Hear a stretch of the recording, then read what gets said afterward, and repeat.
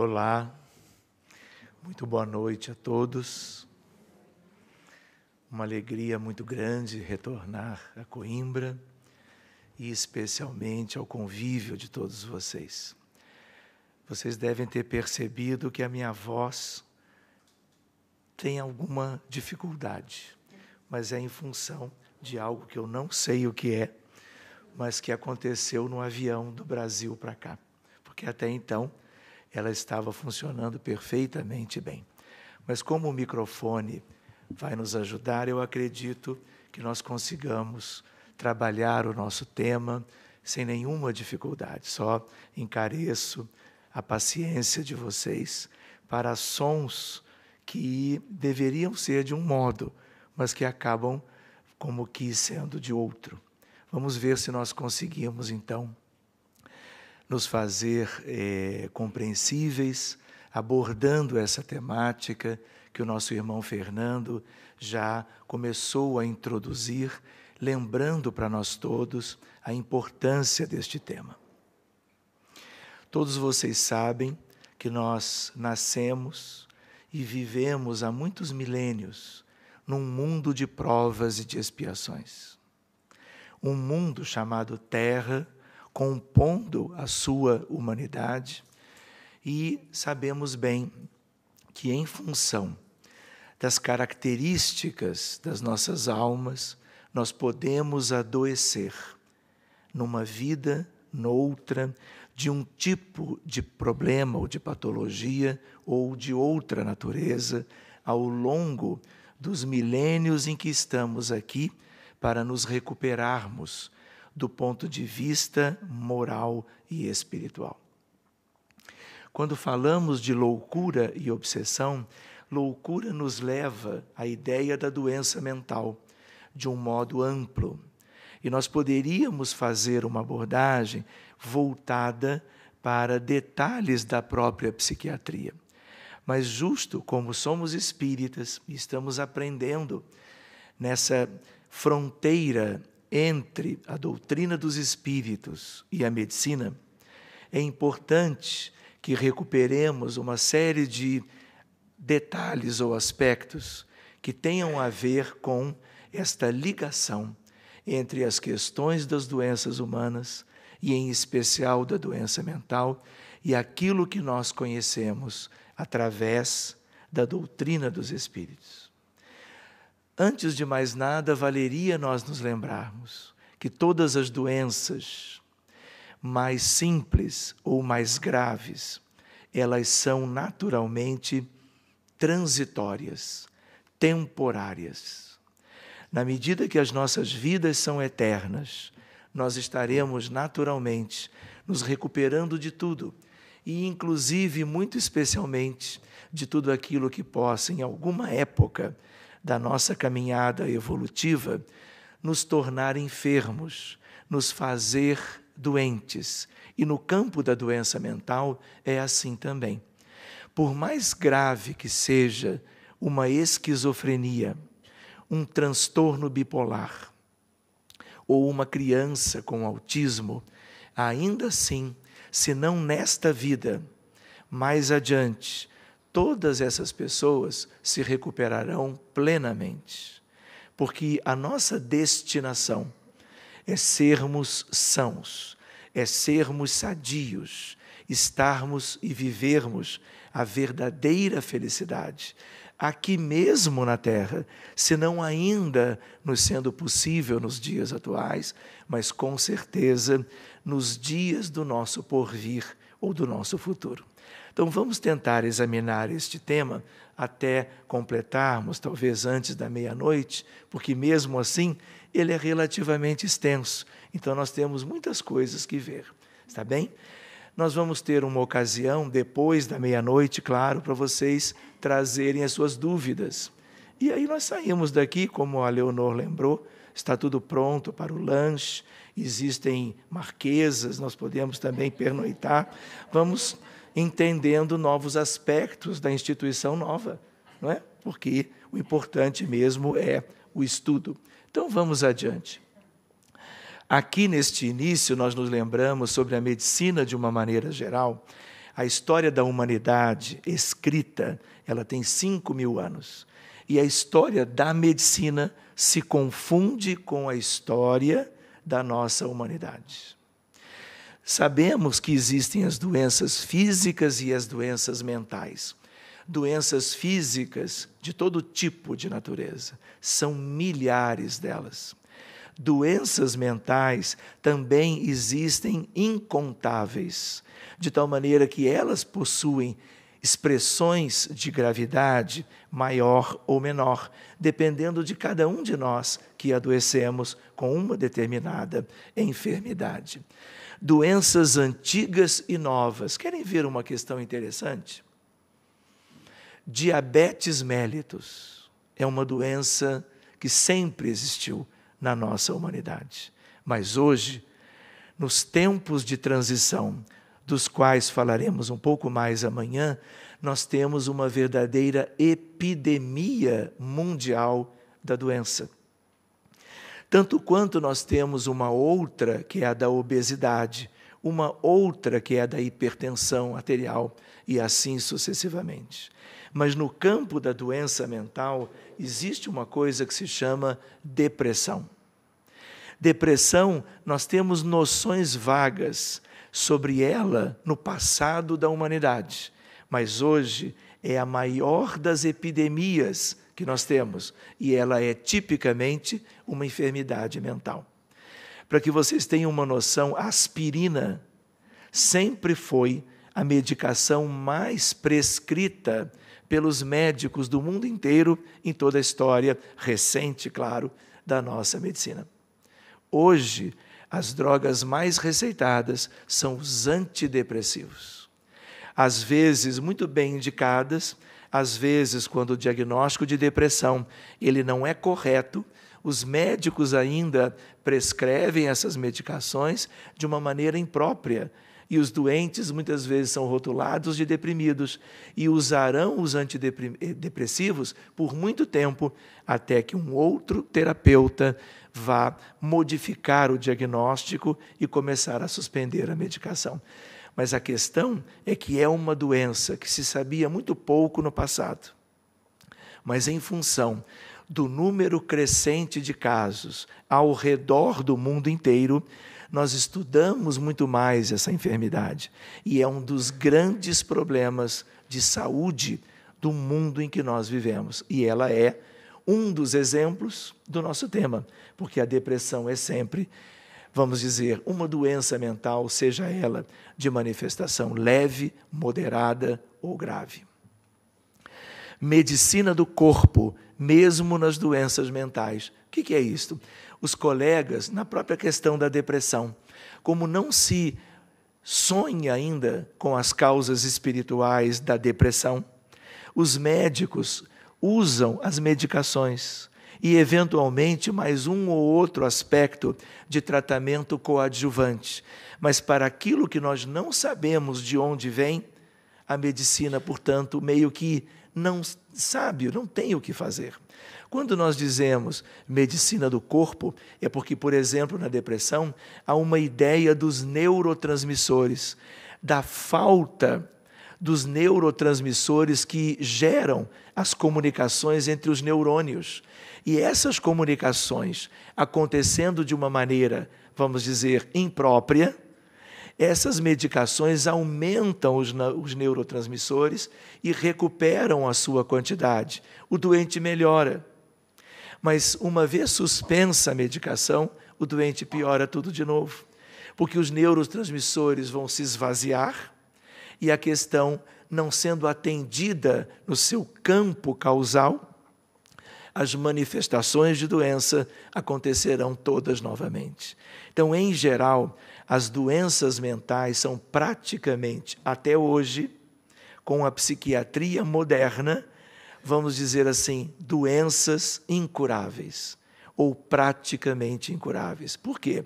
Porque de todas as áreas da medicina, a psiquiatria é aquela onde nós médicos estamos mais distantes de compreendermos os seus mecanismos, a sua fisiopatologia, a sua etiopatogenia. E enquanto nós não soubermos estas coisas, nós vamos propiciando apenas para os doentes, para as famílias, para a comunidade, basicamente o que nós chamamos de tratamento sintomático. Tem essa manifestação, usamos uma medicação para controlar os sintomas e não propriamente para resolver ou procurar, como que se diz, curar ou desenvolver aspectos que possam levar à recuperação completa do nosso paciente. Medicina alopática, alopatia, que é a medicina mais conhecida, especialmente no mundo ocidental.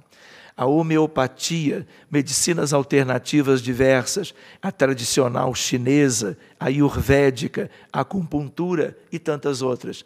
Todas são boas, todas procuram oferecer o melhor para os pacientes em geral e até para os doentes mentais. Mas as dificuldades na recuperação dos enfermos, ela é como que existente para todas essas abordagens médicas, propriamente do Ocidente ou do Oriente, de grupos maiores ou menores, mas muito especialmente da nossa medicina acadêmica mais conhecida, que é a alopatia. Para que tenhamos uma ideia, medicina lida com coisas de todo tipo. Aí nós temos um punhado de pacientes nossos do Brasil, em situações como médico clínico, que nós encontramos nas mais variadas circunstâncias da nossa atividade profissional. E assim como é conosco, é também com os nossos colegas do mundo inteiro, dependendo das suas especialidades. Mas a ideia qual é? Existem doenças e circunstâncias da maior gravidade, tanto no âmbito da doença clínica, como naquele da doença mental, que é o nosso tema de hoje. Loucura, transtorno mental, doença mental são sinônimos. É uma afecção da mente, não é infecção. Afecção no sentido de problema, acontecimento, que altera os pensamentos, sentimentos ou comportamentos do indivíduo. Ou seja, um clínico geral pode muitas vezes olhar para uma pessoa e não perceber manifestações de doença, que só vão acontecer quando o médico se inteira de uma maneira mais profunda da realidade daquela pessoa. Mas não são coisas aparentes, como muitas vezes nós acabamos de ver, como a exemplo do slide anterior, em que se põe os olhos no paciente e você já começa a fazer ou a elaborar certos diagnósticos. Muitas vezes, o paciente com doença mental, ele passa como que desapercebido pela comunidade, seja na escola, seja na vizinhança, seja dentro de casa, a partir dos próprios familiares. E muitas vezes a primeira manifestação de uma doença mental que já vinha acontecendo pode ser, especialmente no doente com depressão, o suicídio. Ou muitas vezes crimes violentos em que o doente mental é aquele que vai cometer propriamente aqueles tais crimes de morte, como volta e meia nós estamos escutando e vendo no noticiário internacional. De tal maneira que vale a pena lembrar, tristeza, cólera, medo transitórios, tudo que é de curta duração não preocupa tanto, e muitas vezes são apenas sintomas transitórios, não propriamente indicativos de que aquela pessoa tenha uma doença importante, uma doença mental qualquer. Agora, modificações extremas de seus sentimentos, atitudes alteradas por anos ou por toda a vida. Um doente que é esquizofrênico hoje, dependendo do que ele terá como tratamento, como abordagem médica e espírita, ele poderá ser um doente para o resto da vida. Iniciando um quadro de esquizofrenia aos 28, desencarnar aos 80 esquizofrênico, eventualmente até mais grave do que quando a doença começou, em que basicamente a medicina oferece, no esforço de ajudar o paciente, medicamentos que servem para atenuar sintomas, mas muito distante está a psiquiatria das verdadeiras causas. E quando nós estamos distantes das causas, nós não conseguimos abordá-las. E nós, portanto, não conseguimos vencê-las a bem do nosso paciente. De tal maneira que a doença mental, a loucura, vocês sabem disso, podem levar à infelicidade para o próprio paciente, para os familiares de uma maneira geral, um comportamento social por vezes inaceitável e que muitas vezes irá resultar na possibilidade de uma internação prolongada e muitas vezes na prisão do paciente, em que ele estará distanciado da convivência com os seus irmãos em sociedade. Em psiquiatria, nós chamamos doenças mentais, distúrbios mentais, psicopatias, doenças emocionais, num grau mais distante. No direito, porque isto tem a ver com questões propriamente jurídicas, da magistratura e do direito, insanidade, situação grave que tira o senso do indivíduo e, muitas vezes, a questão de custódia e outras medidas judiciais para retirar da responsabilidade do enfermo certas decisões que ele não pode mais estar livre para decidi-las, tomá-las, porque suas decisões são muitas vezes completamente impróprias. Muito bem, qualquer raça, idade, crença, gênero ou nível social ou econômico, doença mental, ela não tem propriamente grupos privilegiados. De tal maneira que você vai encontrar as doenças em qualquer lugar do mundo, em qualquer país, em qualquer cultura, em qualquer nação, em qualquer sociedade, envolvendo todos os tipos de pessoas de um modo geral. Talvez vocês já tenham ouvido falar, existe algo que nós chamamos de DSM. E agora, no início deste ano, a Associação de Psiquiatria Americana lançou o DSM-5, que é exatamente a Bíblia da psiquiatria, o manual das desordens mentais, para que todas as possibilidades de tudo aquilo que se sabe da psiquiatria possa estar contida no mesmo livro, no sentido de disciplinar os diagnósticos, as condutas terapêuticas, no sentido de ensinar aos médicos, de uma maneira geral, sobre tudo o que é mais importante, de tudo o que existe e que o psiquiatra e o clínico, de um modo geral, precisa conhecer para, inserido numa sociedade qualquer, ele poder ajudar no âmbito dos doentes com as patologias mentais. E aqui nós temos uma questão que iríamos comentar depois, mas eu já vou antecipando. Já no DSM-4, de 10 anos atrás, uma década antes, nós tínhamos uma noção de que os psiquiatras começariam a ver transtornos mentais de certa natureza, certos casos de loucura, tidos antes como pessoas doentes mentais, agora toda uma abertura para que estes aspectos, que são de alucinações, mas no conjunto de certos cultos religiosos ou tradicionais, não sejam mais vistos como doença mental, abrindo uma perspectiva para que pessoas mediunizadas, aparentemente fora do seu normal ou do normal conhecido do funcionamento do cérebro das pessoas, passe a ser visto como algo aceitável e indicando para os psiquiatras cuidado para não diagnosticarem estas pessoas como esquizofrênicas, quando na verdade são questões culturais, socioculturais e religiosas que devem ser vistas como casos à parte e não como casos de doença mental. Então esse é um dos grandes progressos do DSM-5, publicado agora no início de 2013.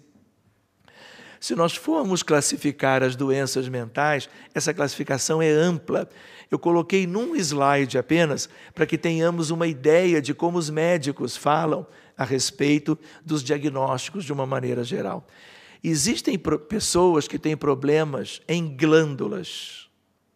E esses problemas podem gerar sintomas de doença mental. Você imagina uma pessoa que tenha hipotireoidismo acentuado? Essa senhora, em geral, são mulheres, podem evoluir com depressão grave e até com risco de suicídio.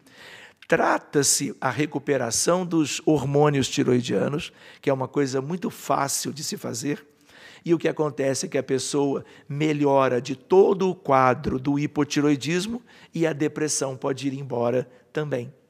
Então, esses são casos simples. Um diabético que usou uma quantidade maior de insulina em relação ao que se alimentou naquele dia, evoluindo para uma hipoglicemia, ele faz um quadro que é um quadro psicótico, às vezes, e ele pode parar numa ala de um hospital, numa emergência psiquiátrica. Se o médico, a enfermeira reconhecem, usam a glicose hipertônica, a crise vai embora.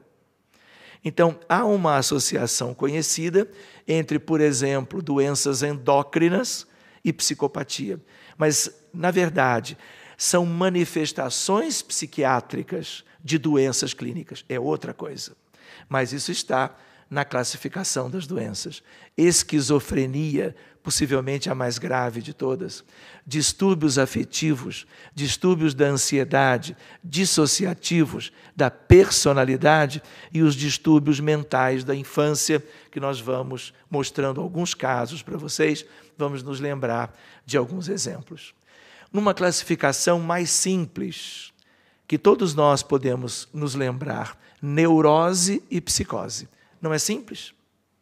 Então, nós podemos colocar um grupo delas em neurose e o outro grupo mais grave nas doenças psíquicas a nível do que chamamos de psicose.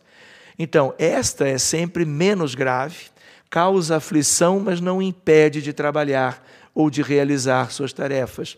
São os distúrbios da ansiedade e alguns da personalidade. Mas aqui a coisa é mais séria, porque há uma interferência muito grande na vida do paciente, tornando-o inapto para a vida em sociedade, como o esquizofrênico, o doente antigamente chamado de PMD, psicose maníaco-depressiva, e hoje ele é chamado de paciente portador de distúrbio bipolar. De um jeito ele está há uns dias, de um outro jeito completamente diferente, numa outra situação. Mas nós temos que avançar. Estávamos lembrando um apanhado sobre a doença mental. E aqui temos o insigne codificador nos lembrando, abrindo novos horizontes a todas as ciências, o Espiritismo vem também esclarecer a questão muito obscura, e para a psiquiatria é obscura até hoje, das doenças mentais, assinalando uma causa até agora não levada em conta, causa real, evidente, provada pela experiência, diz o codificador, e cuja verdade mais tarde será reconhecida. E ele disse isso há 1,5 séculos. De certa maneira, o mais tarde já chegou, há algumas décadas. A parte de ação do mundo invisível nos fenômenos da natureza, e não apenas no âmbito da doença mental. Uma vez entrando neste caminho, a ciência possuirá a chave dos mistérios e verá cair a mais formidável barreira que detém o progresso inteiro, e na questão da psiquiatria também, que é o materialismo, que restringe o círculo da observação em vez de ampliá-lo, porque ficamos apenas reféns daquilo que nós enxergamos e tocamos com facilidade, e, portanto, das questões materiais. O que é isto? Uma figura, claro. Valorizem, porque eu usei 2 fins de semana e um deles era feriado prolongado, para poder desenhar isto. Valorizem. Isso vocês não vão encontrar por aí. Muito bem, é uma das mais recentes produções das nossas habilidades artísticas. Exatamente, ó, viu? A primeira que reconheceu e de público, vejam só. Muito bem, a ideia qual é? Na psiquiatria, como ela não reconhece os dois outros componentes da vida humana, tudo se procura a nível do corpo, seja dos transtornos das glândulas, seja o mais importante, a nível do encéfalo, a nível do cérebro humano. Então, como não se reconhece o restante, tudo tem que estar lá. Então, as pesquisas são cada vez mais aprofundadas. O governo americano atual está disponibilizando trilhões de dólares para as pesquisas no âmbito das neurociências para os próximos 20 anos. Muito progresso virá, mas se nessas pesquisas nós não adiantarmos no sentido da realidade espiritual, estes trilhões de dólares servirão, obviamente, para muita coisa, mas nós ainda não teremos feito o principal. Mas como o Espiritismo já está devidamente plantado no seio da humanidade, é apenas questão de tempo, e o movimento espírita americano é uma prova inequívoca do avanço da doutrina espírita no nosso mundo. Só um instantinho. 4 horas. Adiar. Isso. Aí já estamos dormindo, ou pelo menos pensando de terminar a palestra. Muito bem. Vejam só, eu pergunto para vocês, aonde reside a doença mental? Vocês acham que é aqui? Essa era uma possibilidade. Mas, na verdade, tudo é do espírito, que quando encarnado nós chamamos de alma. Ah, mas eu não estou vendo os neurônios, eu não estou vendo o cérebro, porque espírito, essência, ou alma, essência, não tem cérebro. Tem tudo, mas não tem cérebro. Cérebro nós começamos a ter aqui, no componente astral do perispírito, que tem a forma humana. Por isso nós já temos uma figura que se parece com o corpo físico. Nós, às vezes, como estamos encarnados, nós achamos de que tudo nós devemos comparar com o que nós conhecemos do nosso mundo real, que é o mundo físico. E aí fazemos paralelismos e fazemos propriamente ilações. Mas, na verdade, quem gera este corpo é exatamente um modelo organizador biológico, que é o perispírito. De tal maneira que a figura humana e é assim, porque o perispírito também o é. E é ele que serve de geratriz dos campos morfogenéticos que levarão à estrutura mais ou menos conhecida do nosso corpo físico. Mas não esqueçamos. O que a espiritualidade diz sobre isso? A nossa vestimenta carnal.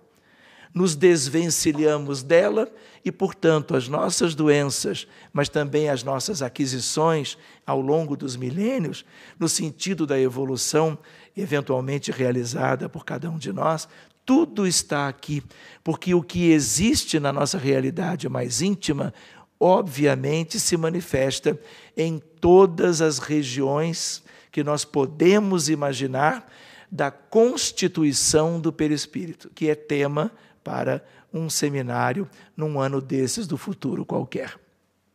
Então, na verdade, loucura está aqui. Loucura e obsessão têm a ver com os transtornos dessa composição dupla que os desencarnados também têm. Por isso que nós encontramos doentes mentais no mundo espiritual. Por isso que nós compreendemos que um esquizofrênico, um autista, que desencarne enfermo ainda, ele levará a sua enfermidade para o mundo dos espíritos e requererá ajuda espiritual das equipes espirituais, de médicos, equipes de saúde do plano extrafísico, para que eles possam ser, mais dia ou menos dia, socorridos e tratados por estas equipes, em aspectos que muitas vezes não puderam ser tratados no mundo em que viveram, porque a psiquiatria não havia progredido até então. Então, nós vamos ver em O que é o Espiritismo, Kardec dizendo: provém de um certo estado patológico do cérebro, instrumento do pensamento. Nós colocamos estas linhas. E estando um instrumento desorganizado, o pensamento fica adulterado. Alguém poderia pensar, temos uma pessoa com Alzheimer. É uma doença neurológica, mas ela pode ter manifestações mentais ou psiquiátricas. Aonde está a doença? A doença é sempre da alma e do perispírito. O corpo, ele está alterado. O cérebro de um paciente com Alzheimer, ele é diferente de um cérebro de pessoas da mesma faixa etária sem a doença. Isso já se sabe há alguns anos. Mas nós também aprendemos que tudo aquilo que no corpo humano se modifica e no seu conjunto significa uma doença qualquer que atingiu o corpo físico, na verdade veio de uma outra realidade, que é a realidade da sua própria alma. Pode ser resultante da ação fluídica de espíritos inimigos sobre a alma ou espírito encarnado num determinado corpo. Este é um autor brasileiro muito vinculado à diretoria da Federação Espírita Brasileira, a questão de décadas atrás. As grandes síndromes da obsessão, porque falando em doença mental, nós temos que falar um pouquinho sobre a questão da obsessão. Para Kardec, é a ação persistente que um espírito mau exerce sobre o indivíduo. E ele diz, em que livro? Qual é a referência que eu poria cá?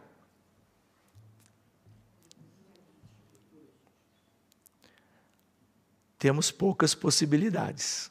Mais ou menos 20% para cada uma delas, por causa do Pentateuco kardeciano. 5 livros. Em qual deles nós vamos ver esse estudo? No livro dos médiuns, porque toda a preocupação do codificador começa com as manifestações de perturbações mentais dos médiuns que ele foi conhecendo ao longo da sua experiência entre eles. Apresenta caracteres muito diversos, desde a simples influência moral, sem perceptíveis sinais exteriores, até a perturbação completa do organismo e das faculdades mentais. Obsessão simples ele dividiu. Fascinação e subjugação. Seguindo adiante, quase sempre, a obsessão exprime a vingança que um espírito exerce e que com frequência se radica nas relações que o obsidiado de hoje manteve com ele ou com ela em precedente existência. Aonde está isto? Na codificação kardeciana. O Evangelho segundo o Espiritismo. E aí nós também podemos fazer uma divisão mais simples, que foi apresentada à comunidade espírita há mais de 30 anos pelo Dr. José Lacerda de Azevedo, no Hospital Psiquiátrico Espírita de Porto Alegre, e nós tivemos a oportunidade de conviver com ele durante muitos anos. Obsessão simples e obsessão complexa. Vemos no nosso mundo tudo isto, todos os tipos, e cada vez mais nos deparamos com questões de importante complexidade. E vocês podem imaginar, tratar pela desobsessão casos simples é uma coisa. Tratar casos de maior complexidade vai requerer equipes treinadas para fazê-lo. E a espiritualidade só vai poder alcançar este objetivo quando estas equipes forem gradativamente preparadas. Se nós nos lembrarmos, a medicina como um todo vem sendo iluminada pelo Espiritismo. Daí a ideia de uma fronteira, que é uma fronteira que vai nos acompanhar quanto aos seus estudos e às suas implicações práticas por milênios e milênios para adiante. De tal maneira que, demonstrando a existência da alma e a sua anterioridade à encarnação, permite que se localize a origem das enfermidades na sua estrutura complexa, inaugurando ao mesmo tempo do diagnóstico aspectos e modalidades terapêuticas. De tal maneira que aspectos que nós não conhecíamos na medicina do passado. A ideia de estrutura tríplice, antigamente era só corpo físico, e para a ciência, de um modo geral, ainda é assim. E a medicina também pode ser arrolada aí, porque ela é ciência também. A ideia de que nós participamos da natureza de dois mundos distintos, que pela mediunidade se interpenetram, se interagem e, em essência, é um mundo só. É em função das características de que somos os mesmos espíritos, só que estamos agora encarnados com uma vestimenta mais densa, terapêuticas que visem o espírito e a sua matriz perispiritual. Esta é a chave da medicina do amanhã. Estejamos nós ainda encarnados na vida atual, estejamos retornando a este mundo no futuro, todos nós seremos testemunhas vivas deste mesmo avanço. E quando formos olhar para trás e formos procurar onde isto tudo começou, nós encontraremos a codificação kardeciana e o movimento espírita de um modo geral.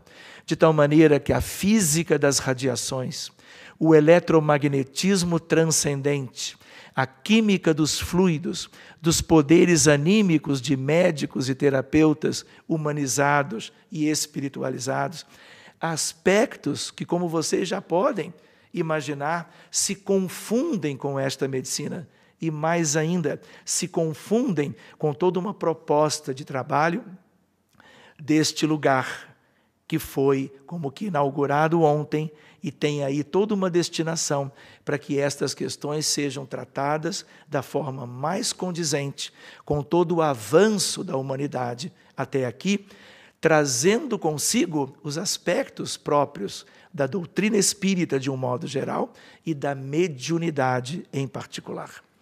Reconhecimento da alma humana como sede da vida e origem de todo o distúrbio mental.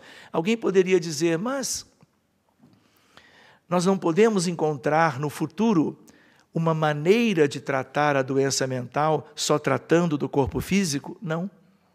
Cada vez que em grupos mediúnicos, em qualquer lugar do planeta, nós abrimos para cuidar de casos das mais variadas pessoas com doenças mentais, é obrigatório que nós encontremos espíritos, realidade espiritual do doente com patologia mental. E é cuidando desta realidade que nós vamos encontrar o quê?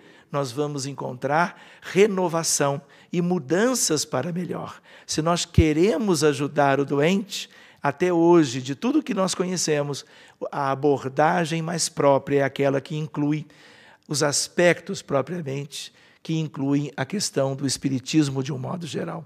A obsessão e as influências espirituais, mas temos também alguns desequilíbrios de natureza mediúnica. Então, nós generalizamos dizendo, em todo o processo de doença mental, há obsessão. Como poderíamos estender a ideia para todos os casos de doenças relevantes, há a obsessão e a participação de espíritos. As obsessões têm como consequências doenças físicas, doenças mentais, transtornos pessoais como problemas afetivos, matrimoniais, sexuais, emocionais, familiares, profissionais, acidentes de um modo geral, que numa visão mais simples parecem casuais, acidentais, mas na imensa maioria das vezes são causais. Existem agentes invisíveis por trás deles. De tal maneira que o suicídio também é um caso particular e questões ligadas à desencarnação.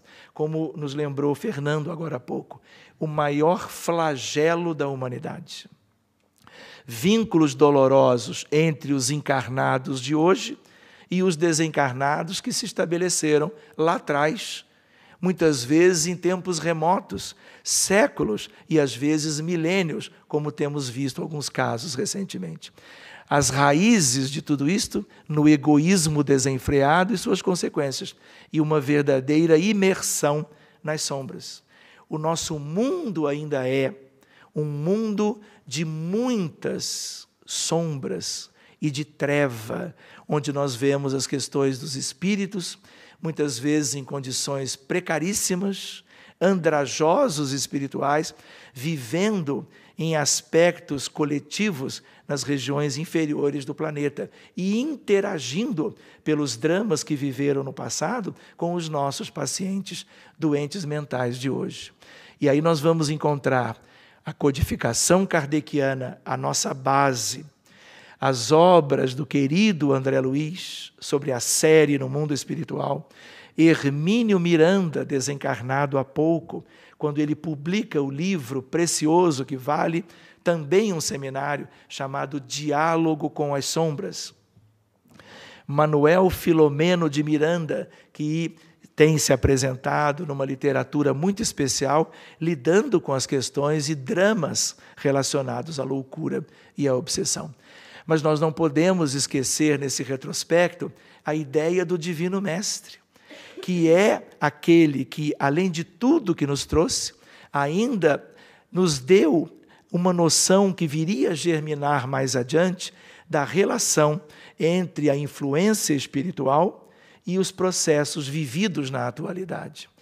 E aí ele lembra para nós, está em Marcos, capítulo 1, sucedeu-se achar-se na sinagoga um homem possuído de um espírito imundo, mesmo que seja uma questão de tradução, mas a ideia de um espírito com grandes dificuldades morais, que exclamou: que tens tu conosco, Jesus de Nazaré? Vieste para nos perder? Sei quem és o Santo de Deus. E aí Jesus, em tom de ameaça, pode ser tradução, disse-lhe: cala-te e sai desse homem. Quando ele diz assim, ele diz para nos mostrar algo direto e simples. Mas nós não podemos imaginar que realmente Jesus apenas disse isto. Jesus amoroso há de ter providenciado com suas equipes invisíveis o resgate desta falange, desta legião de espíritos que estavam como que causando o processo a este lunático. E o lunático era uma maneira antiga de se referir ao doente mental. Logo, o espírito imundo, agitando-o em convulsões violentas e soltando um grito estridente, saiu do homem. E ele nunca mais teve aquelas manifestações. Mais adiante, nós vamos ver no capítulo 9, Jesus perguntou ao pai do menino. O menino estava em casa, não podia vir ao encontro com Jesus. E aí ele busca o mestre para pedir pelo filho e encontra Jesus. Desde quando, Jesus lhe pergunta, isso lhe sucede? E o pai do garotinho doente, desde a infância. E o Espírito o tem muitas vezes lançado ora à água, ora ao fogo, para fazê-lo perecer. O próprio pai já havia reconhecido que quem gerava a perturbação era um Espírito. E é ele quem diz isto conversando com o Cristo. Jesus, vendo o povo a correr, ameaçou o espírito impuro, dizendo: espírito surdo e mudo, eu te ordeno sai deste menino e não entres mais nele. O espírito, soltando um grito e agitando violentamente o menino, saiu, ficando este como morto, de sorte que muitos diziam: morreu. Na verdade, ele morreu para aquelas circunstâncias da patologia que apresentava até então. E aqui ele morre, sim, mas para renascer, agora tratado da sua patologia mental obsessiva por uma ação específica do Divino Mestre. Não vamos nos deter nisto hoje. Ressonância com o passado, a mais importante das síndromes da obsessão, onde as questões foram construídas, de certa maneira, neste tal passado. Recordações tormentosas, fragmentárias de encarnação anterior, desajustes reencarnatórios, viciações mentais e emocionais, parasitismo, vampirismo e simbiose, algo extremamente comum na realidade em que nós vivemos. Mediunidade reprimida, mediunidade descontrolada. E agora, depois de nos recordarmos de alguns fatos históricos da história, eu diria, da psiquiatria, vamos voltando o nosso olhar carinhoso e agradecido para o Dr. Adolfo Bezerra de Menezes, de tal maneira que aqui nós temos a capa nova de um livro publicado em 1939, no ano que começou a Segunda Guerra Mundial. 1º de setembro de 1939, quando a Alemanha nazista invade os campos da Polônia. Neste mesmo ano, Bezerra de Menezes publica pela FEB, onde ele sempre transitou e trabalhou, sob o pseudônimo de Max, este livro, primeira obra espírita a estabelecer vínculo entre a loucura e a obsessão. Leitura, eu diria, obrigatória, e vamos ver por quê daqui a pouco, se nós queremos nos inteirar mais nesses domínios. Médico dos pobres, como ele é conhecido até hoje, e antigo presidente da FEB, desencarnado no 11 de abril de 1900. Vejam só o que o vovô Bezerra escreve no livro, muito pouco conhecido dos espíritas de um modo geral, inclusive no próprio Brasil. Um de nossos filhos, moço de grande inteligência e de coração bem formado, foi subitamente tomado de alienação mental. Vocês imaginem isto naquela época. Se o livro foi publicado em 1939, isso pode ter acontecido 10, 15 anos antes. E a medicina era uma medicina daquela época. E ele médico. E o paciente, seu filho. E aí vocês vão ver em algum relato a partir disso, como ele já conhecia certas realidades que só hoje nós passamos a conhecer. Notávamos nós um singular fenômeno. Quando o doente, passado o acesso e entrado no período lúcido, ficava calmo, manifestava perfeita consciência, memória completa e razão clara. Está lá no livro.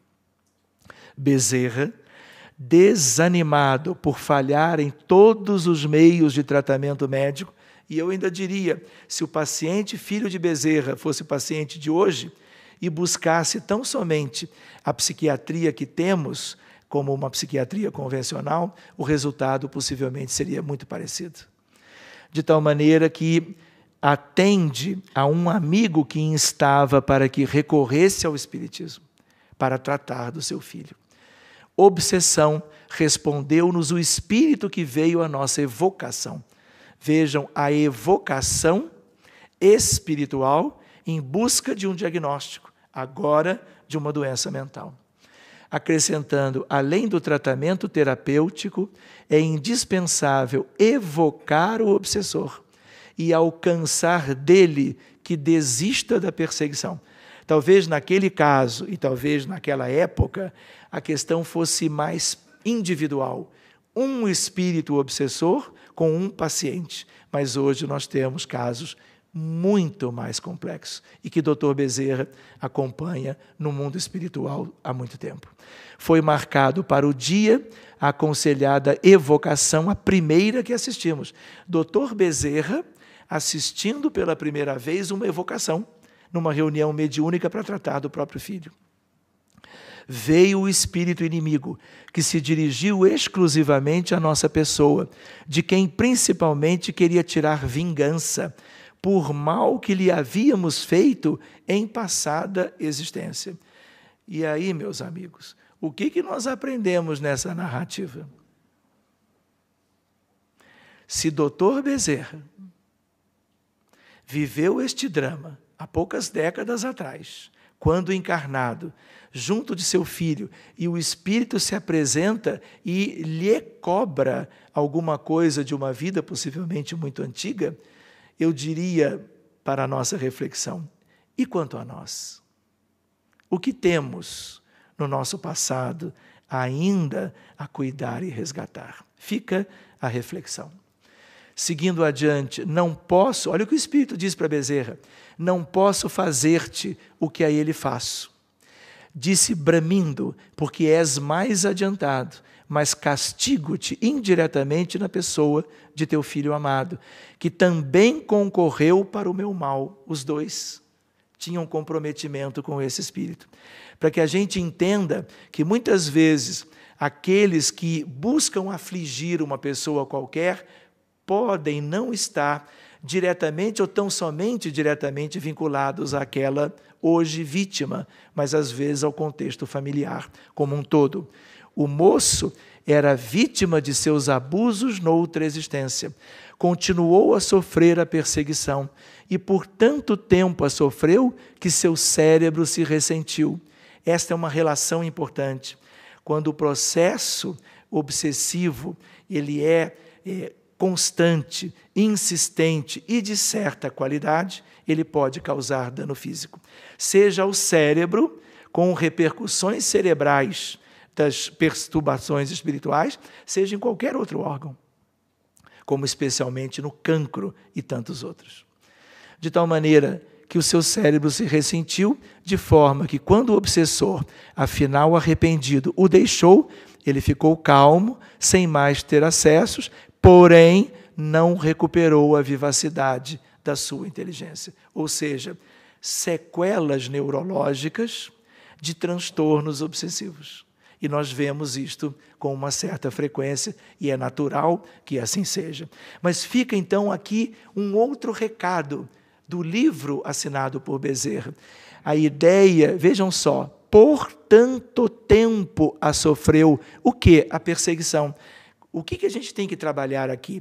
A ideia de que quanto mais cedo as desobsessões forem oferecidas para as pessoas enfermas, menos tempo de perseguição, menos tempo e chance para que esta tal perseguição espiritual resulte em danos biológicos, porque uma vez danos biológicos, as manifestações podem se perpetuar eventualmente por toda a encarnação.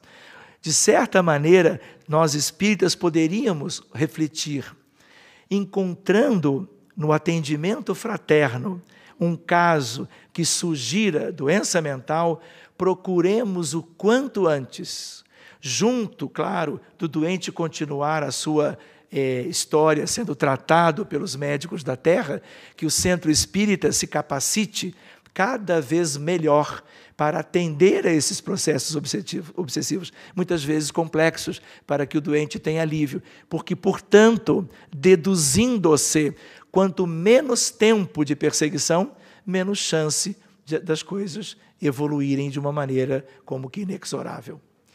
Pelos meios espíritas, vejam que coisa linda as reflexões de Bezerra, considerando sobre diagnóstico, mecanismos e terapêuticas da doença mental ou loucura. Pelos meios espíritas que nos dão a ciência da loucura por obsessão, é que podemos fazer, meios espíritas, com segurança o diagnóstico diferencial desta espécie, ainda desconhecida da medicina, que a confunde com a loucura por lesão cerebral. Era a ideia de Bezerra na época, a ideia de que lesões cerebrais orgânicas também podem gerar, como no Alzheimer, transtornos mentais, mas aí a abordagem tem que ser dupla, médica e espírita. No princípio, quando os fluidos maléficos do obsessor não têm produzido lesão cerebral, deve-se procurar elevar os sentimentos do obsidiado, incutindo-lhe na alma a paciência. Agora é o paciente. Ele está se referindo à necessidade de que não apenas a desobsessão deva ser feita, mas que o próprio paciente seja tratado através dos recursos que facilitem a sua recuperação espiritual, a sua educação moral, a educação dos seus sentimentos, para que ele possa interiorizar esse conhecimento novo e gradativamente ir se aperfeiçoando moralmente, como que por dentro. De tal maneira, incutindo-lhe na alma a paciência, que é virtude, a resignação e o perdão para seu perseguidor, e o desejo humilde de obtê-lo, se em outra existência foi ele o ofensor. Alcançando este objetivo, ou este desejo, pela evocação do encarnado, deve-se evocar o obsessor. Olha o que ele traz aqui. Se o paciente... Estamos nos reunindo em Coimbra para tratar um caso que é de Buenos Aires, na Argentina, que solicitou ajuda a esta instituição. Muito bem, devemos cuidar do espírito do obsessor, mas também evocando o espírito encarnado, que não pode vir aqui, porque está em outro país, em outra cidade. Ele pode vir em espírito, se manifestar psicofonicamente e ser tratado como se fosse um desencarnado, mas é ele o paciente. Então, Bezerra introduz algo que nós só fomos encontrar na experiência tantos anos depois, a ideia de o que nós chamamos de incorporações de encarnados. incorporações em corpo mental, para favorecer os dois aspectos, o doente de hoje e, ao mesmo tempo, os espíritos que estejam com ele, provocando ou mantendo aquele mal. De tal maneira, fazendo-lhe conhecer a lei de Deus, pela qual terá de pagar em dores, sem o que jamais poderá tomar a vida que conduz às regiões da felicidade. O diálogo fraterno com as entidades é para isto, para que possamos esclarecer nas bases do espiritismo cristão tudo aquilo que ele agora vai poder conhecer, para que, uma vez conhecendo, gradativamente trabalhe por se libertar definitivamente de aspectos que, claro, o aprisionam muitas vezes há séculos. Nós também não poderíamos lembrar essas questões sem nos recordarmos de Dr. Inácio Ferreira. Viveu no Brasil, 1904 até 1988. De Minas Gerais. É o primeiro psiquiatra espírita brasileiro que institucionalizou as ideias de tratamento propostas naquele livro por Bezerra, no chamado Hospital Psiquiátrico no interior de Minas Gerais. É este o chamado Sanatório Espírita de Uberaba. Olha aí Uberaba de novo. Muito bem, nas Minas Gerais, de tal maneira que neste período, vejam só, ele era novinho, com 30 anos, ele vai trabalhar durante décadas, onde fazia um tratamento psiquiátrico convencional, como ele psiquiatra que era, mas mesclado à terapia de passes, orações e reuniões de desobsessão. O que é isto? Medicina espírita, medicina da alma. Os alicerces, desobsessão e fluidoterapia. Tudo de mais importante está neste binômio que sintetiza o que há muito nós estamos compreendendo como relacionado a esta medicina. Isso aqui está aberto até hoje. E isto é dele, o nosso irmão, quando ele faz algo que Pasteur fez analogamente quanto aos chamados micróbios, as bactérias.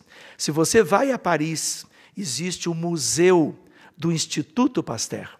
No Museu Pasteur, você vai ter a história deste pesquisador que, numa certa altura, começa a entender por que as mulheres, mães, morriam em grande quantidade após darem à luz aos seus filhos. E ele não era médico. E não sendo médico, quando ele dizia que os cirurgiões, vejam a ousadia, eles tinham as mãos sujas e, portanto, transmitiam seres minúsculos para as suas pacientes, porque não lavavam as mãos, não as higienizavam, ele foi ameaçado, preterido pela comunidade médica de França, porque estava dizendo asneiras, diriam vocês em Portugal. E ele é tido como um lunático, como uma pessoa não merecedora de crédito. Ele envelhece e, na altura do seu ganho de vida em anos, a ciência descobre as lentes e descobre artefatos com as lentes. E um deles é o microscópio. E quando surge o microscópio, na visualização dos materiais próprios da sala de parto, as bactérias se multiplicavam aos milhões. E aí as pessoas puderam ver aquilo que Pasteur dizia, quando anos antes ele adiantava que já estava com aquelas ideias concretamente definidas. E, numa certa altura, a comunidade dos médicos de Paris, na Associação de Pesquisas Científicas de França, acabam reconhecendo o valor das afirmativas de Pasteur e o convidam para ser como que homenageado por todos, que se levantam de pé, portanto, para aplaudi-lo, haja vista aquele grande passo que, mesmo não sendo médico, ele ofereceu à comunidade acadêmica e à medicina na história sua na Terra.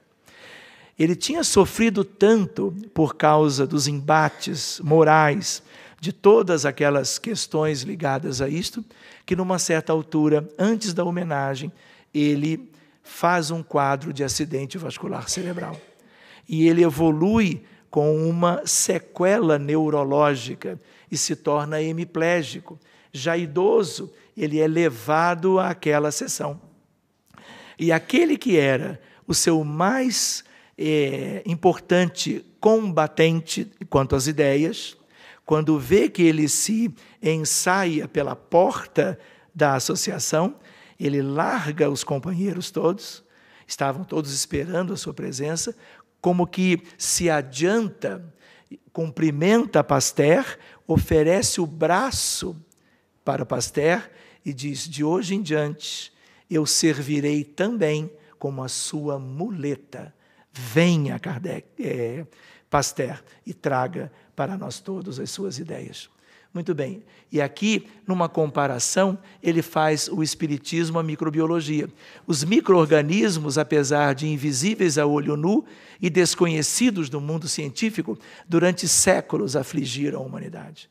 Veja-se a peste negra na Europa, que dizimou mais da metade da população europeia há séculos atrás. Somente com o advento do microscópio foi possível a identificação e o tratamento das patologias antes ignoradas. Então, ele foi quem comparou o espiritismo, diz ele, saiba a ciência oficial, será a lente poderosa desse novo microscópio, através da qual se poderá devassar esse mundo invisível aos nossos olhos materializados. E uma vez devassado esse mundo, nós poderemos entrar nessa realidade e como que cuidar de tudo aquilo que está lá.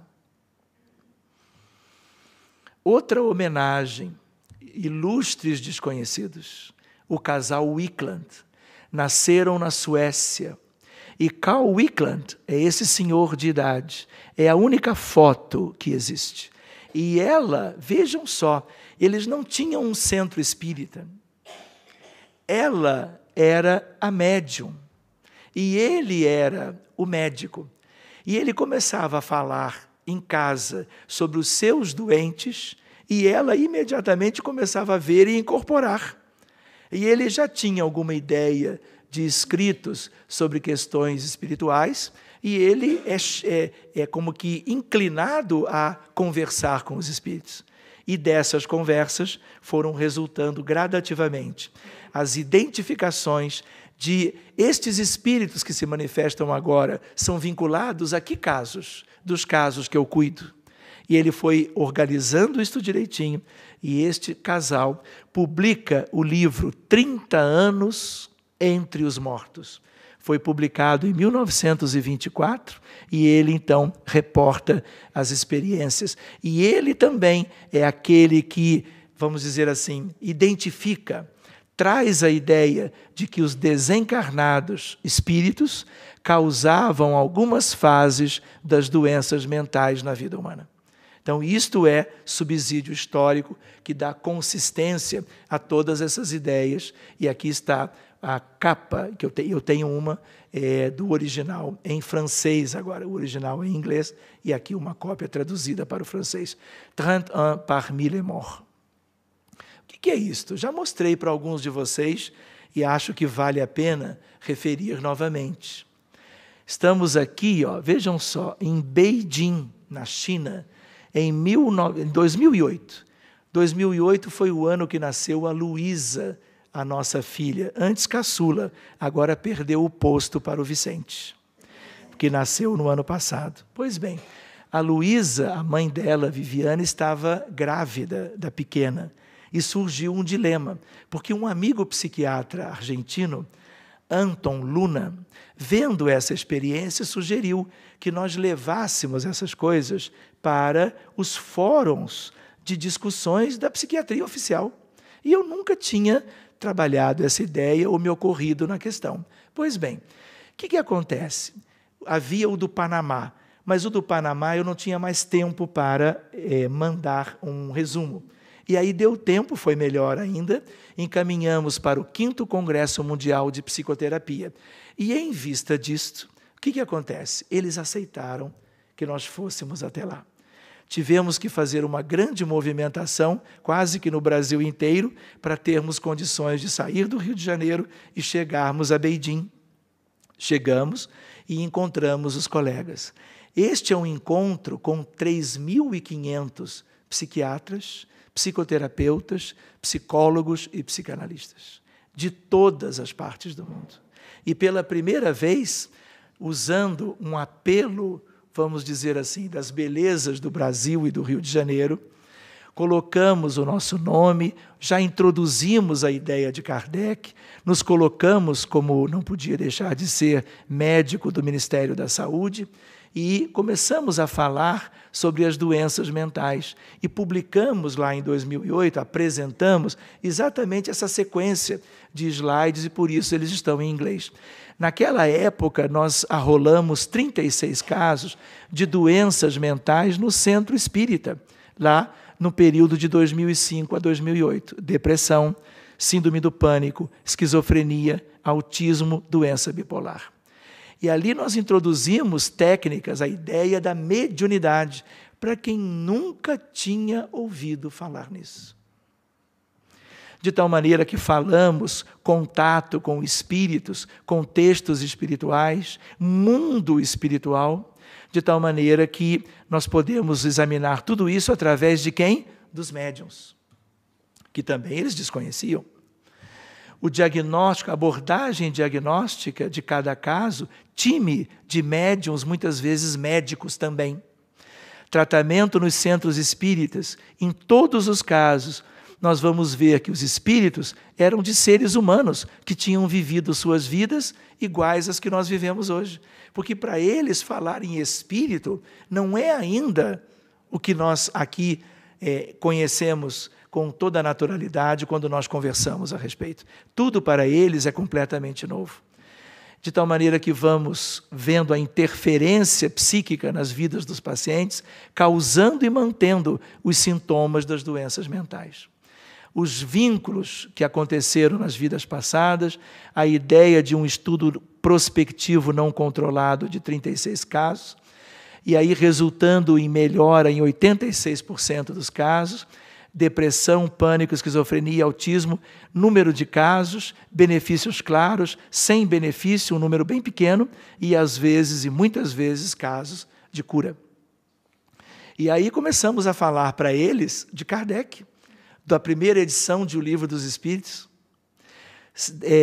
milhares de centros espíritas no Brasil, tratamento complementar da medicina clássica, hospitais espíritas, grupos de médiuns, médicos treinados em tratamento espiritual, o que eles chamam de spiritual healing.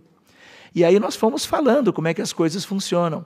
Falamos a respeito dele no Instituto de Pestalozzi, no Instituto Yverdon-Lebrun, na Suíça, para que eles começassem a se situar, de tal maneira que tudo aquilo que são as importantes revelações daquilo que ele publicou, a começar pelo Livro dos Espíritos. Mostramos uma imagem que vocês já viram algum dia, a ideia de uma reunião mediúnica, porque vocês imaginam o que é conversar com colegas ou pessoas comuns como nós, que nunca tinham ouvido falar nisso. A ideia no Brasil de hospitais e clínicas ligadas a essa fronteira, reencarnação, imortalidade, paternidade divina, desenvolvimento de virtudes da alma, valores morais, comunicabilidade com os espíritos, sua influência nas nossas vidas, ou seja, a ideia de como as coisas acontecem. A importante colocação para eles de que tudo é trabalho voluntário, gratuito, e que isto nada tem a ver com o trabalho médico, profissional, assalariado, comum no mundo inteiro. Para que eles entendam que isto tudo aqui é desdobramento dos ensinamentos do cristianismo de Jesus. Mostramos para eles algumas capas de livros, agradecemos no final, e vejam só, o que nós temos aqui? Que ano que é este? Aonde vai ser? Estaremos lá, se Deus permitir, com um número quase o dobro de casos. Não apenas em Madrid, se Deus permitir, 14 de setembro, por coincidência, é meu aniversário. E eu vou ter que fazer um parabéns com velhinha lá mesmo, vou ter que dar um jeito. Mas vejam só, Munique, na Alemanha, agora em março de 2014. E está lá, o tio ali, ó. E a ideia, influência de pessoas desencarnadas nas doenças mentais e a sua respectiva abordagem. Então, isso aqui, o que é? É o resumo, é o abstract. E a ideia de continuar divulgando, porque ali foi uma metade de uma semente. Talvez agora uma semente um pouco mais desenvolvida, mas tudo são sementes. Porque nós, nas nossas condições, só podemos lidar com as sementes. Outros virão que trabalharão com as sementes germinadas, florescentes e já frutificando em toda parte. Para nós concluirmos, acredito que para não deixarmos tudo muito perto da meia-noite, só algumas lembranças, não é? Esse é um caso que vocês ainda não conhecem porque ele é recente. A gente olha para o Lucas, parece um garotinho normal, não parece? Mas vai vê-lo dentro de casa de 2 anos para cá.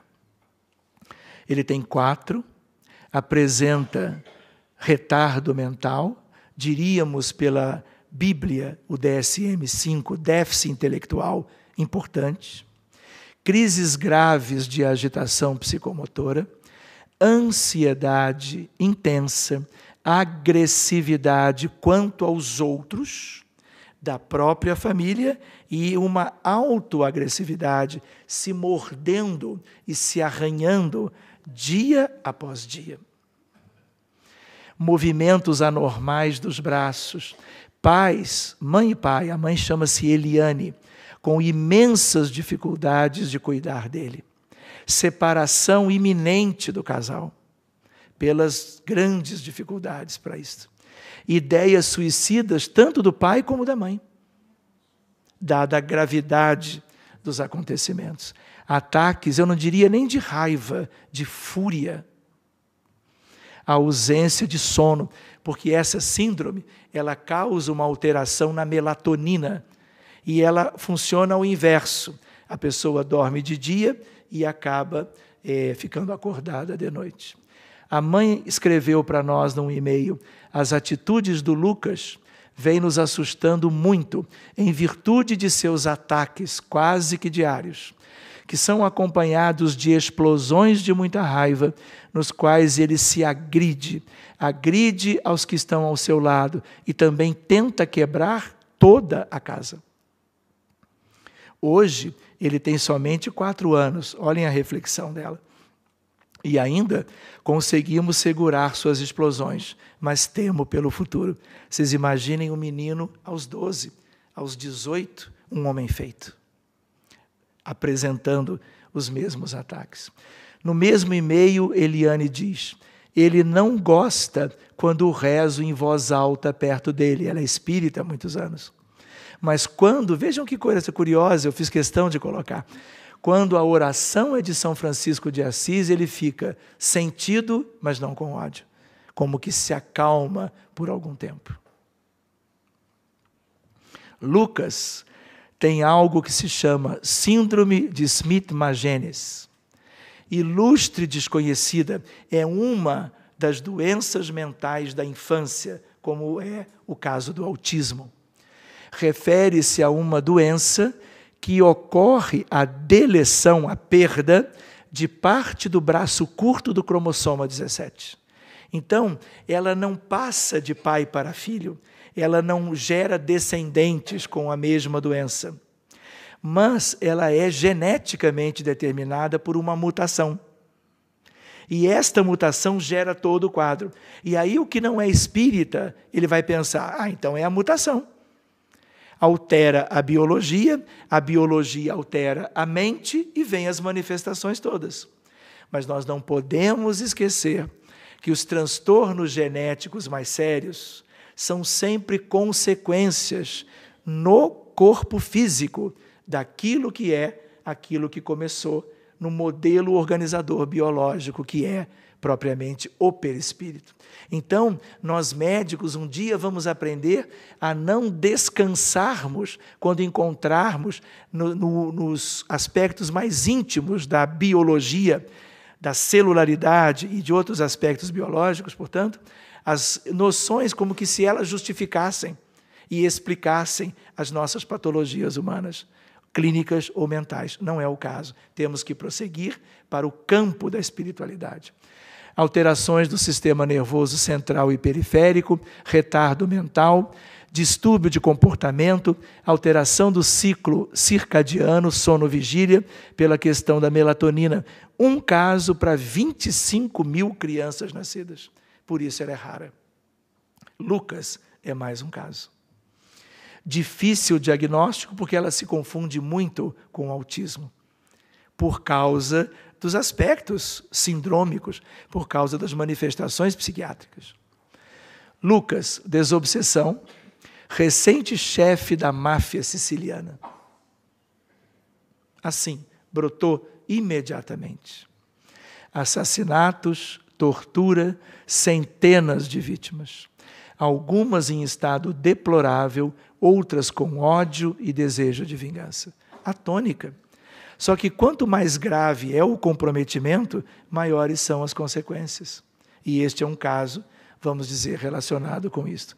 Campos magnéticos preenchidos de amor da equipe, luz, resgate de todas as vítimas que podíamos alcançar, que a espiritualidade nos mostrava, melhora das condições físicas e psíquicas, encaminhamento de todos eles para o hospital lá, na colônia espiritual que nos dá cobertura, e desligamento fluídico de todos eles do campo espiritual psíquico do paciente em questão.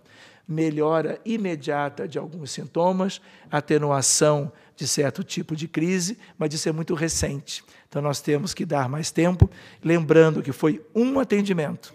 Possivelmente virão outros, porque o caso é bastante complexo. Muito bem, esta moça foi fotografada há pouco tempo. Isso aqui é o elevador do prédio onde nós temos a Sociedade Espírita Reencontro. O caso de autismo mais grave que eu já vi. Desde aquele primeiro caso de Carlinhos, que eu devo ter dividido com vocês numa outra altura, esse é o caso mais grave e é um caso atual. 6 anos, Rio, caso trazido por uma pessoa que nos assistiu em uma palestra no Centro Espírita Joana de Ângeles, na Barra da Tijuca.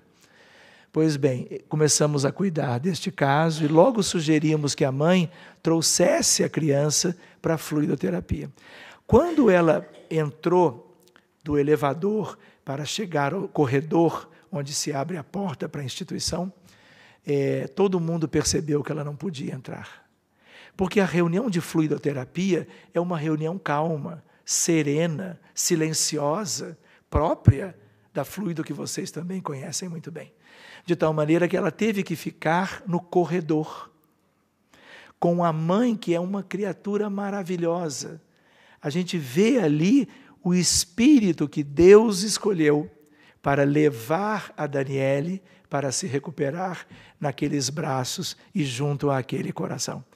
Uma paciência inesgotável.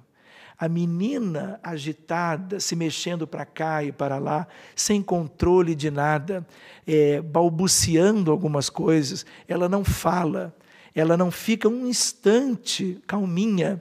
Pois bem, mesmo assim, o que eu fiz? A segurei no colo, ali mesmo no corredor, combinei com a Viviane e com as outras médiuns como é que nós faríamos, atendemos as outras crianças primeiro, deixamos os adultos e eu entrei com a Daniele no colo.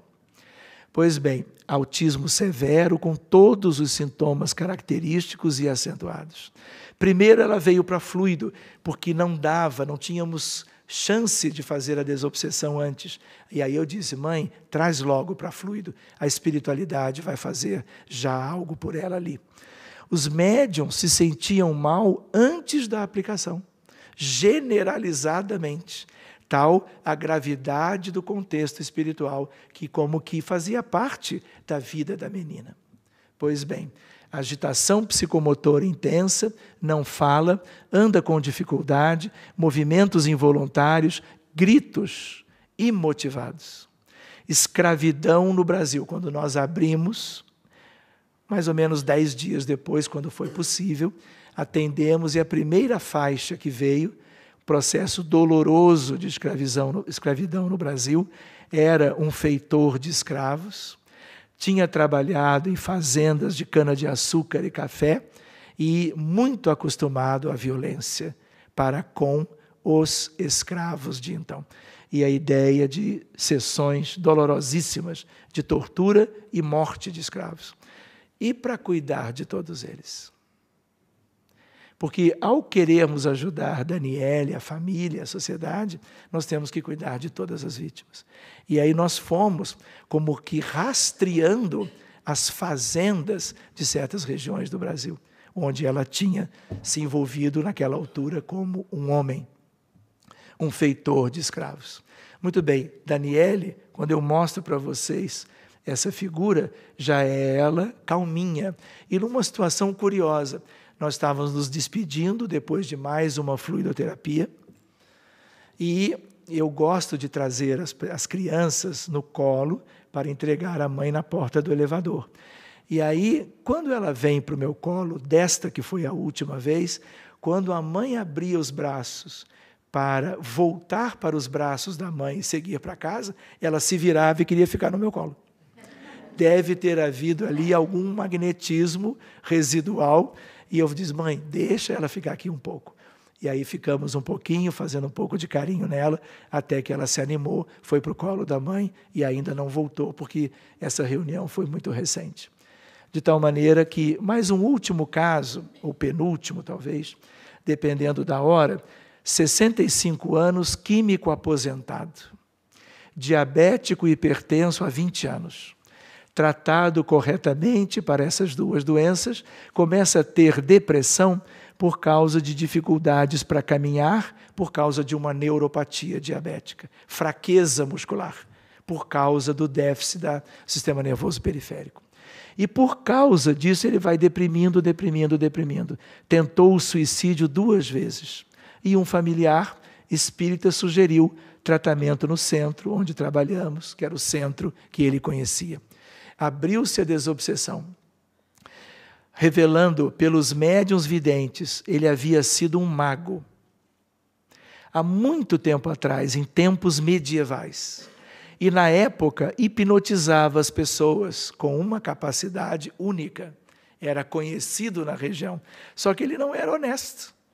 E ele hipnotizava, às vezes, como que para ajudar, mas como que para ganhar espaço. Porque o objetivo dele era tirar-lhes os bens, o dinheiro, as propriedades, as vantagens e assim por diante. E, obviamente, contrariando dessa forma as leis de Deus, ele se comprometeu muitíssimo.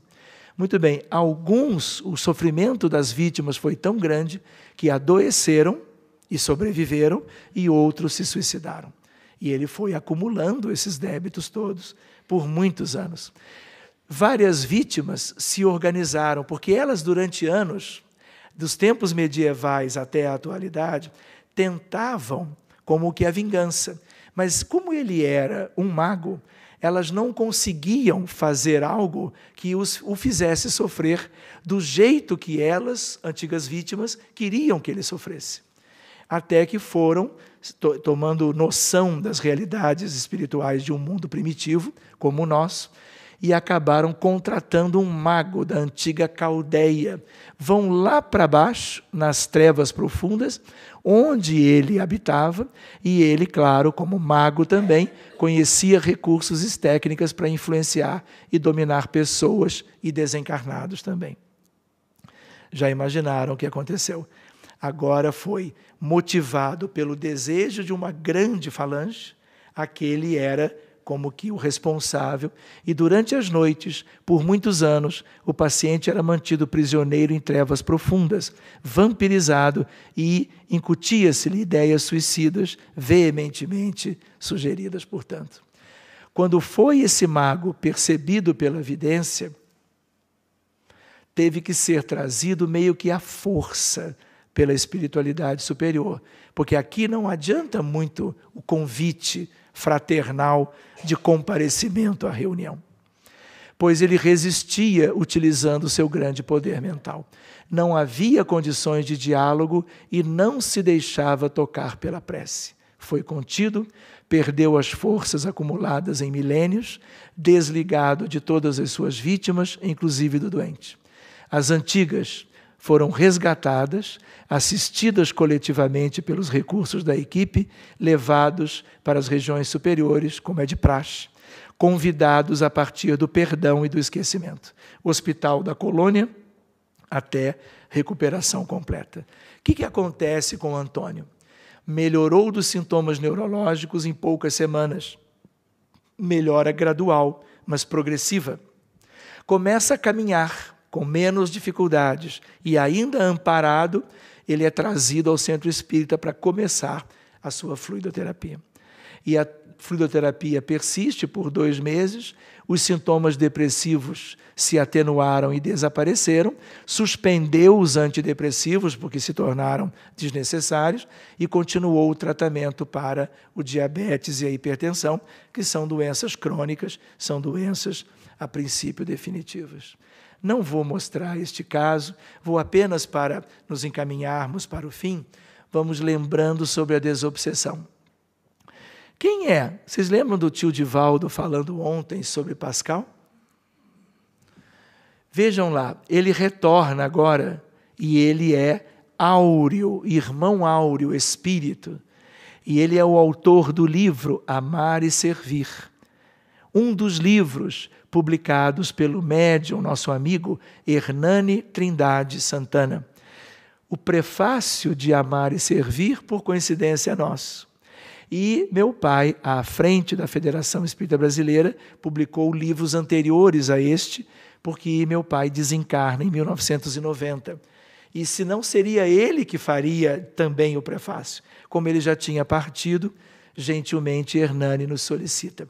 Pois bem, Pascal diz, muitos, porém, estamos falando agora dos espíritos das regiões mais inferiores, desses irmãos rebelados e infelizes, referindo-se aos dragões e suas falanges, resistem aos apelos celestes, pois são os mesmos que armaram as cruzadas, instituíram os tribunais da Inquisição, libertizaram modas e costumes, ampliaram o comércio internacional de entorpecentes, e são eles os grandes mantenedores e aqueles que tramam das suas condições de treva e de abismo, aquilo tudo que nós vemos no cenário imenso da vida dos encarnados na Terra, incluindo as patologias mentais e as patologias clínicas e tudo aquilo que significa dos grandes transtornos que visitam a alma humana encarnada.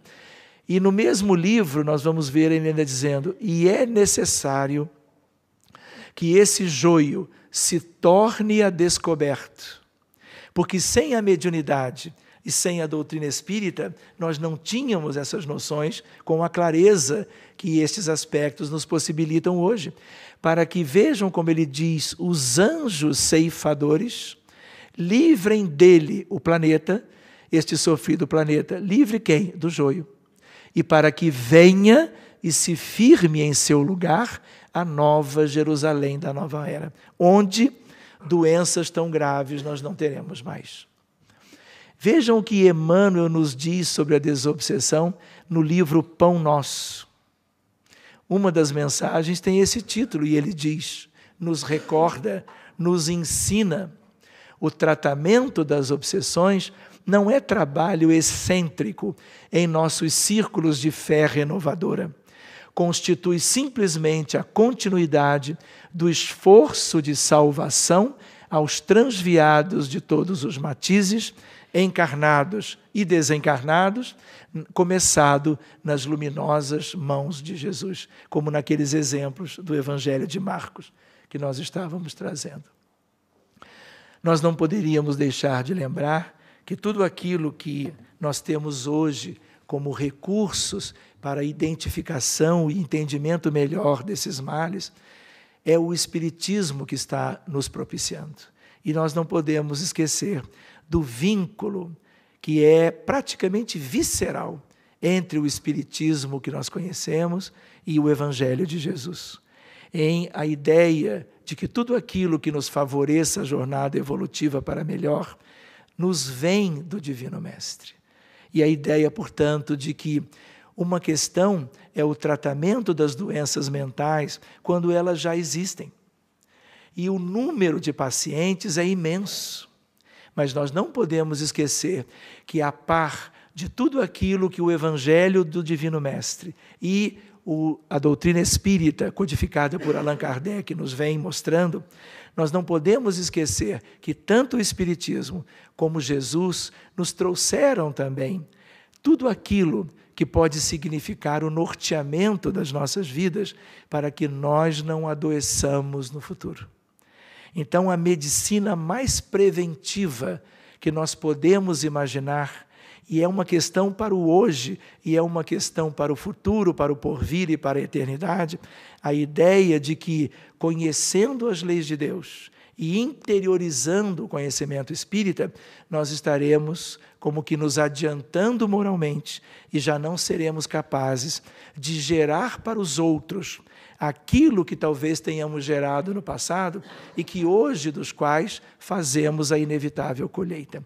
De tal maneira que conheçamos a importância da nossa própria evangelização, de vivermos as nossas vidas, quanto mais de agora para o amanhã, de acordo com os preceitos evangélicos, que Jesus, no seu sacrifício extremo, vindo do seu trono solar, esteve presente entre nós para nos mostrar como o grande caminho a seguir.